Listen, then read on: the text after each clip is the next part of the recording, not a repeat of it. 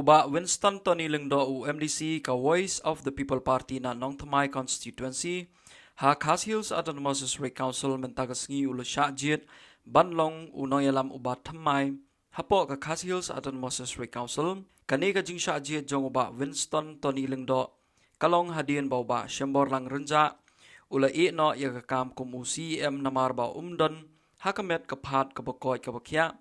bat kani kalapan long ya uba un no ya kam CEM bat mentala Shimti no ya kam CEM dauba Winston Tony Lyngdoh. Winston Tony Lyngdoh by Shimti ya kashuki como chief executive member.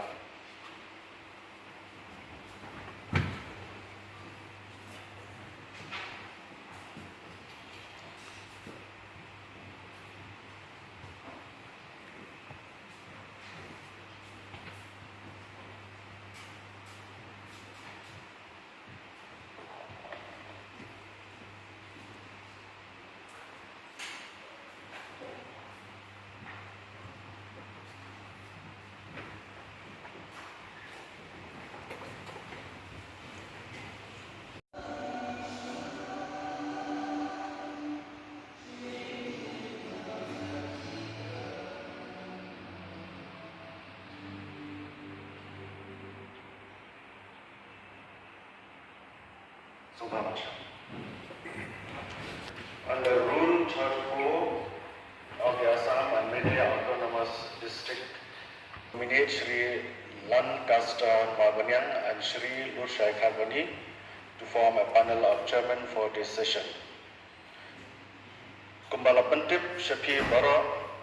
Daka Shiti, Detet Arpunrio, Kandai, Arpo Apsan, Governor Lyngdoh notification dated Arpunrio, Kandai, Arpo Apsan, Ulaprian ya Kashiti inokam jam iba Shemborlang Renja, Kumu Chief Executive Member, but Labu Utarik Banjir ya Chief Executive Member Batumai Mentagasngi. Kumta hadirin melakut kepor dan file ya ki nomination paper उसके तरी उलायोप्रियम आर्तली की nomination paper बाधादेन बा la scrutiny la shem ba baro आर्तली की long की babian kumta la priang yaki habaro आर्तली की nomination paper